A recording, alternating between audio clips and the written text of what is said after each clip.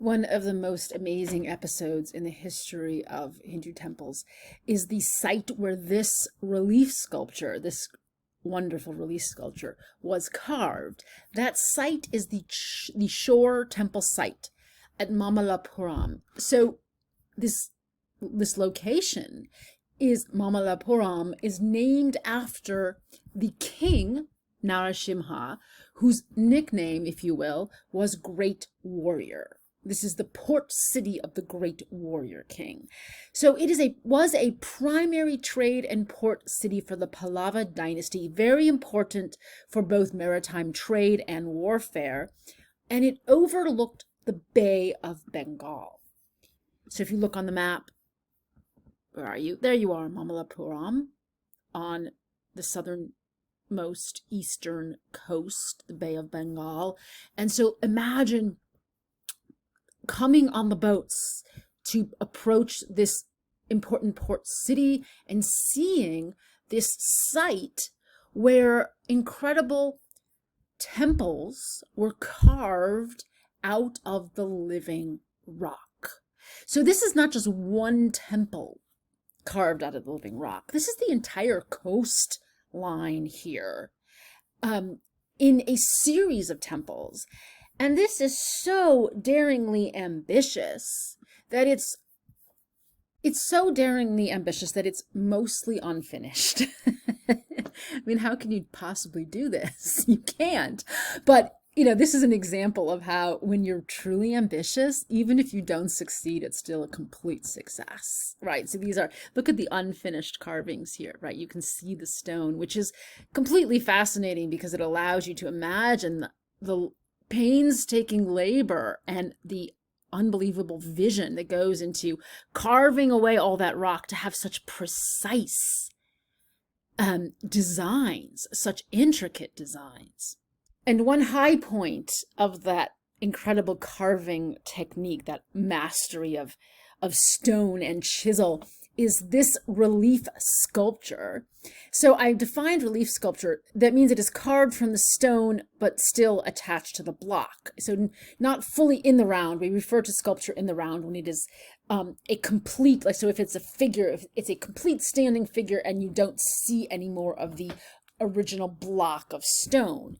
So this is unfinished, but it was never intended to be fully in the round. It's intended to be relief sculpture. One of the important things it shows us, which will be a theme throughout Hindu art, is its exuberant and complex storytelling. And so part of the exuberant and complex storytelling is that you don't actually have only one story here. The textbook doesn't make this as clear as it could. The textbook explains that, the story that you're seeing involves a mythical king, Bhagirath, who made these incredible offerings of penance and ascetic devotion, such as staring at the sun for hours, standing on one leg in a yogic position for hours and days.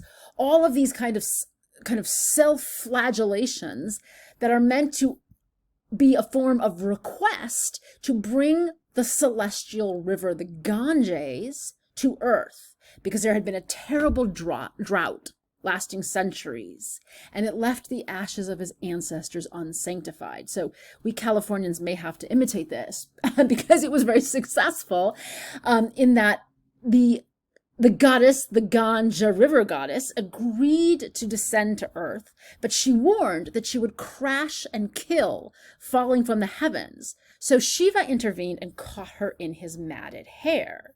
Remember, we looked at the painting that shows the Ganges River spilling out from Shiva's hair. So that's a glorious story about the origins of the Ganges River. And so what's so cool is that here in this cleft, actual river cascaded down on festival days, and then you've got these marvelous elephants, these rejoicing celebratory elephants. I love elephants. Elephants always make me happy. So this is my favorite part of this sculpture. And they're rejoicing as the water splashes and the Ganges comes down. But in fact, scholars have said this also actually can be read as Arjuna's penance which involved severe asceticism in the wilderness to earn Shiva's favor. So the idea is you've got a wonderful play between multiple stories. That's very Hindu, right? The truth is one, but the wise refer to it by many names. So we've got one story, but potentially many stories, because every story is always about the relationship to the divine. So it's playing with multiple metaphors and cosmic allusions. It's full of purposeful ambiguity. It doesn't have to fit a rigid linear sense. And the water would have certainly added to that playful feeling. So I want you to understand this as a very a work that's about devotion, but play is welcome in that devotion. And the most famous episode of that playfulness is this detail where it's such a great thing. So you have, let me go back. So you have, right, the bearded, emaciated ascetic, right, standing on one leg here, arms up, Bhagirata and or Arjuna. But you also have this marvelous cat who's imitating that act of devotion. And so this cat is very wily and wicked, because the cat is pretending to have taken a vow of vegetarianism so that all the mice will be off guard and come and honor the cat. And then the cat can, of course, well, you know what cats do with mice. So take a look at sort of, I've constructed a kind of timeline, a kind of rough timeline of the artistic and cultural change you've been tracking, because it's a lot, right? So we were moving from after Ashoka, we have post-Mauryan era, right? Ashoka's of the Mauryan dynasty. The Kushan dynasty is a high point. And this is when we get major Buddhist sacred monuments and earliest Buddhist figurative sculpture. And then we're talked about the Gupta period as this classic golden age in terms of both Buddhist sculpture and Hindu art. At the same time, be aware that Buddhism is migrating beyond the land of its birth. It's moving to Southeast Asia, it's moving to Central Asia, and very importantly, because we go there next, it's moving to East Asia. It will become a major force in China, Korea, and Japan.